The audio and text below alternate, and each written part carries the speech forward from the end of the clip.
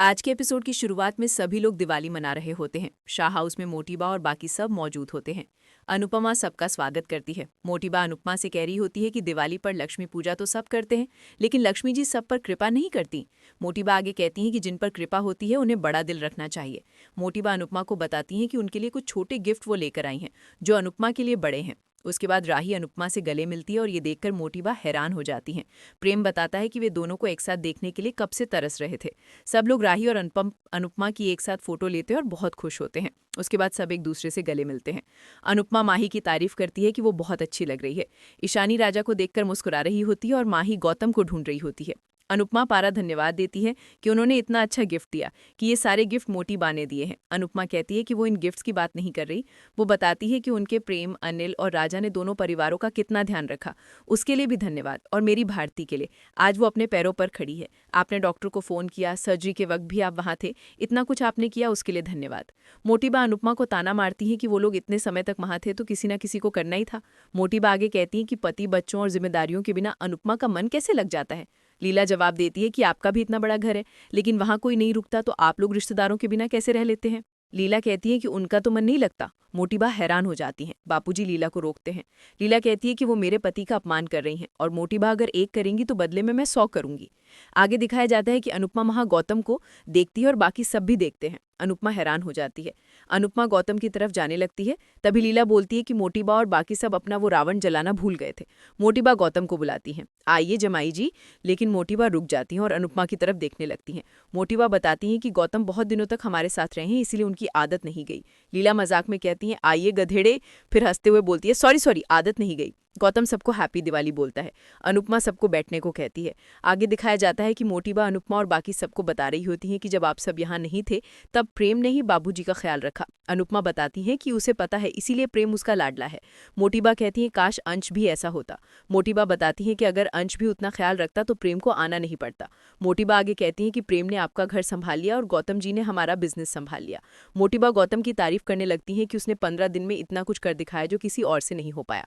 अनिल कहता है कि गौतम जी ने तो कमाल कर दिया, लेकिन गौतम जी ये कमाल अपने बिजनेस में क्यों नहीं करते। गौतम बताता है कि वो सब इसलिए कर पाया क्योंकि उसके साथ अंश था। गौतम आगे कहता है कि वो और अंश दो बाजू हैं। गौतम प्रेम की भी तारीफ करता है कि प्रेम भी कुछ बड़ा कर रहा है, लेकिन किसी को पता नहीं है। अनुपमा सबको कहती है कि आज दिवाली है तो सब अच्छी अच्छी बातें करें। मोटीबा बताती हैं कि वो हमेशा अच्छी बातें ही करती हैं। लीला बोलती हैं, तो फिर जहर की पुड़िया मैं हूं क्या। अनुपमा दोनों को चुप करवाती है। उसके बाद राही और अनुपमा मिठाई लेने जाती हैं।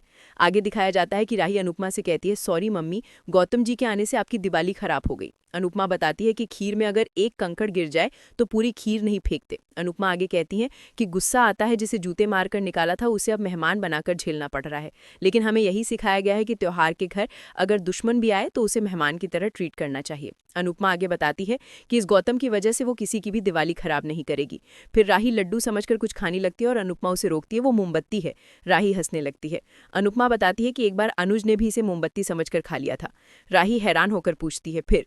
अनुपमा बताती है कि फिर वो असली लड्डू देखकर भी डरने लगे थे। राही पूछती हैं कि पापा और आपकी पहली दिवाली कैसी गुजरी थी। अनुपमा बताती है कि अनुज ने बहुत बड़ा धमाका किया था। राही हैरान हो जाती है। अनुपमा बताती है कि अनुज ने सबके सामने कहा था वो मुझसे प्यार करता है, 26 साल पहले भी करता था और आज भी करता है। राही कहती है, मेरे पापा तो बेस्ट थे। अनुपमा मुस्कुराकर कहती है, हाँ वो बेस्ट थे, उनके जैसा कोई नहीं हो सकता, इसीलिए वो दूर रहकर भी पास है। राही और अनुपमा दोनों महसूस करती हैं कि वो हमेशा उनके पास है। आगे दिखाया जाता है कि माही गौतम से कह रही होती है, सॉरी, बहुत लोग आपको ताने दे रहे हैं और इतनी बातें कर रहे हैं। गौतम कहता है, इट्स ओके, मैंने खुद ही ऐसे काम किए हैं। माही कहती है, अपने बारे में ऐसा मत कहिए, गलती तो सब करते हैं, लेकिन कोई आपकी तरह अपनी गलती कबूल नहीं करता। माही आगे कहती है कि उसके मन में गौतम के लिए बहुत रिस्पेक्ट है। आगे दिखाया जाता है कि परी राजा को देखकर उदास होती है। किंजल परी के पास आती है और पूछती है, दिवाली वाले दिन तुम इतनी उदास क्यों हो। परी कहती है, मैं ठीक हूँ, बस गौतम की वजह से थोड़ा मूड ऑफ है। किंजल पूछती है, तुम्हारे और राजा के बीच कुछ हुआ क्या।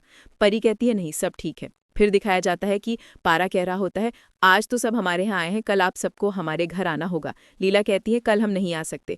मोटीबा पूछती है कि वो लोग क्यों नहीं आ रहे। राही बताती है कि कल मम्मी मुंबई जा रही है। मोटीबा खुश हो जाती है और कहती है कि ये तो अच्छी बात है। मोटीबा कहती है कि अगर अनुपमा की टिकट नहीं हुई हो तो वो करवा दे। प्रेम मोटीबा को रोकता है। मोटीबा कहती है कि अब जब वो जाना चाहती है तो हमें अनुपमा की मदद करनी चाहिए। मोटीबा आगे कहती है कि अब जब राही और अनुपमा के बीच सब ठीक हो गया है तो अनुपमा को राही को छोड़ देना चाहिए ताकि वो बहू और पत्नी बन सके। मोटीबा मोटीबा आगे कहती है कि अब सब पहले जैसा होगा। मोटीबा अनुपमा को कहती है कि राही की वो बिल्कुल चिंता ना करे, क्योंकि ख्याति राही की माँ है और हम उसकी माँ हैं। मोटीबा बताती है कि सब सही है, लेकिन एक बार लड़की की शादी हो जाए तो वो पराई हो जाती है और अब राही उनकी जिम्मेदारी है। मोटीबा कहती है कि अनुपमा मुंबई जाए और वहीं रहे, दूरी से प्यार बढ़ता है। तभी वहां देविका आती है और मोटीबा से कहती हैं, तो फिर आप भी अपने परिवार से दूर चली जाइए। अनुपमा देविका को देखकर खुश हो जाती है और उसे गले लगा लेती है। उसके बाद देविका राही से भी मिलती है। देविका भारती को देखकर खुश होती है कि वो ठीक हो गई।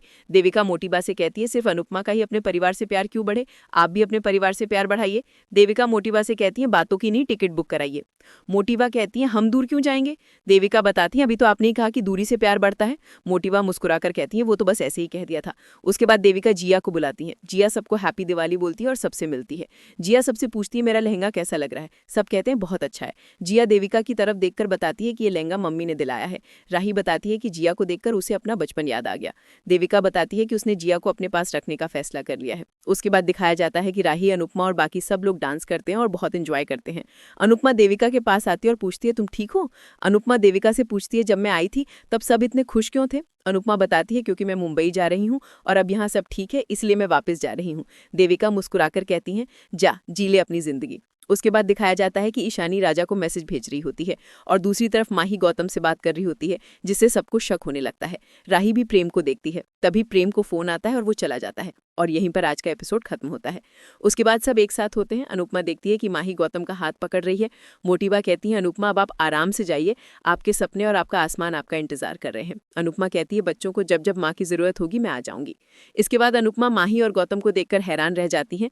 प्रार्थना अनुपमा से कहती है, जो आप देख रही हैं वो बात अब आगे बढ़ चुकी है। प्रार्थना अनुपमा से कहती हैं, आप ही उसे बचा सकती हैं। दोस्तों, अगर आपको हमारी ये वीडियो पसंद आई हो तो हमारे चैनल को लाइक, शेयर और सब्सक्राइब करें। धन्यवाद।